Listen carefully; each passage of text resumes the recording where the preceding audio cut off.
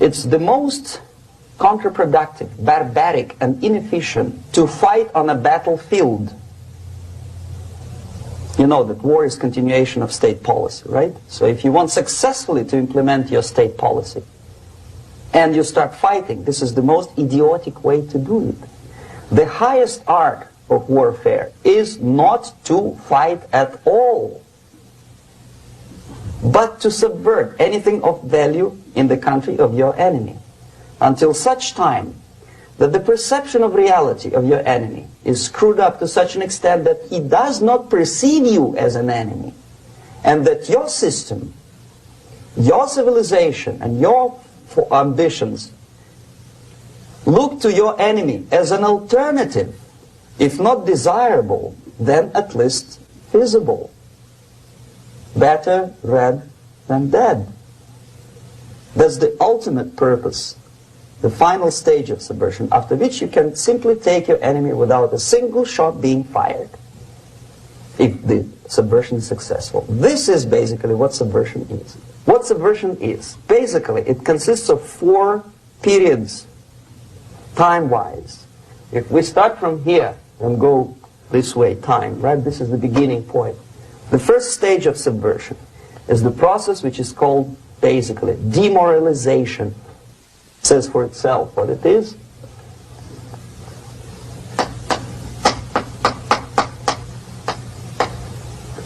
It takes from,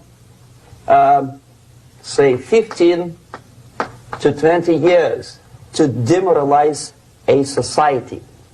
Why 15 or 20 years?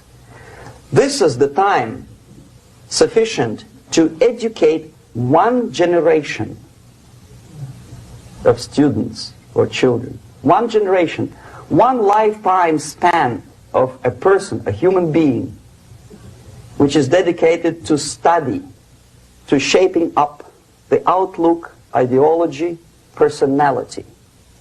No more, no less. Usually it takes from 15 to 20 years. What it includes? It includes influencing, or by various methods, infiltration, propaganda methods, direct contacts, doesn't really matter. I will describe them later. Of various areas where public opinion is formulated or shaped. Religion, educational system, social life, administration, law enforcement system, military, of course, and labor and employer relations, economy. Okay? 5 areas. I will not write them down because we will not have enough space. Sometimes when I describe all the methods, students ask me question, are you sure this is the result of the Soviet influence? Not necessarily. You see, the tactic of subversion, about which I'm talking, is similar to the martial art, the Japanese martial art. If some of you are familiar with that tactic, probably you will remember that if an enemy is bigger and heavier than yourself, it would be very painful to resist his direct strike. If a heavier person wants to strike me in the face, it would be very naive and counterproductive to stop his blow. The Chinese and Japanese judo art tells us what to do. First to avoid the strike, then to grab the fist and continue his movement in the direction where it was before, right? Until the enemy crashes in the wall. You see? So, what happens here? The target country obviously does something wrong. If it's a free democratic society, there are many different movements within the society. There are obviously, in every society, there are people who are against this society. They may be simple criminals, ideologically in disagreement with the state policy, conscientious enemies, simply psychotic personalities who are against anything. Right? And finally, there are a small group of agents of a foreign nation, bought, subverted, recruited. Right?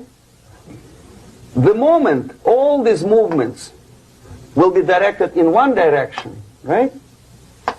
This is the time to catch that movement and to continue it until the movement forces the whole society into collapse, into crisis, right? So that's exactly the martial art tactic.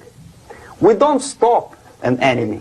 We let him go. We help him to go in the direction we want them to go. Okay? So, on the stage of demoralization, obviously there are tendencies in each society, in each country, which are going to opposite direction from the basic moral values and principles. To take advantage of these movements, to capitalize on them, is the main purpose of the originator of subversion.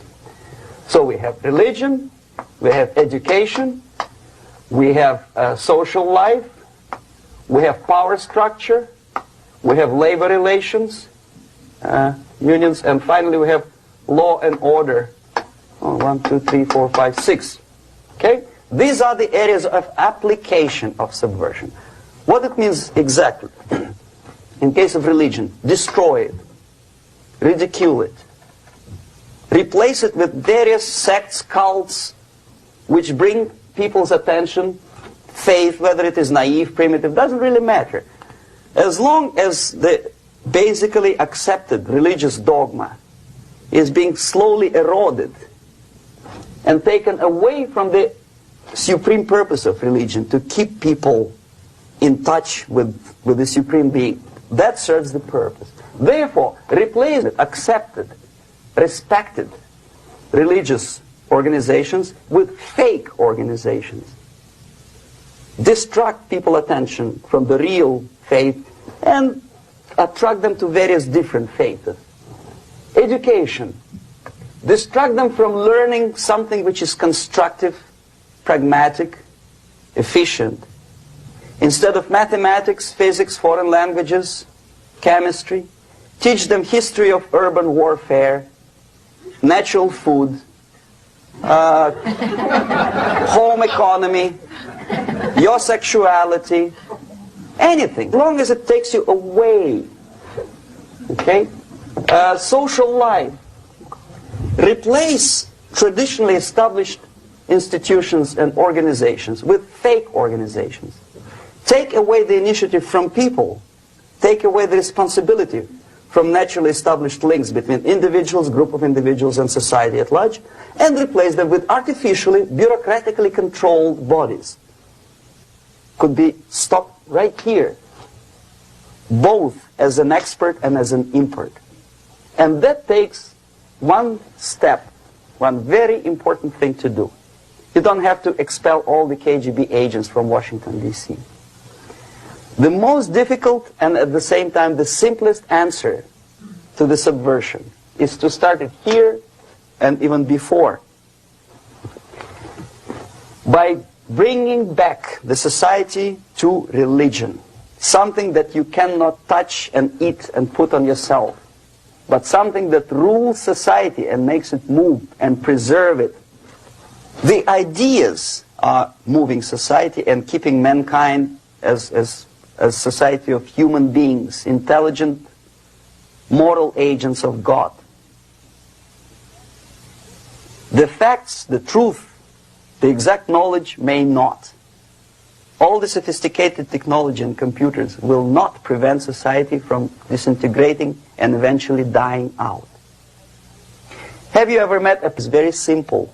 You don't have to shoot people. You don't have to aim missiles and Pershings and cruise missiles at Andropov's headquarters. You simply have to have faith and prevent subversion. In other words, not to be a victim of subversion. Don't try to be a person who in judo is trying to smash your enemy and being caught by your hand. Don't strike like that. Strike with the power of your spirit and moral superiority. If you don't have that power, it's high time to develop it. And that's the only answer. That's it.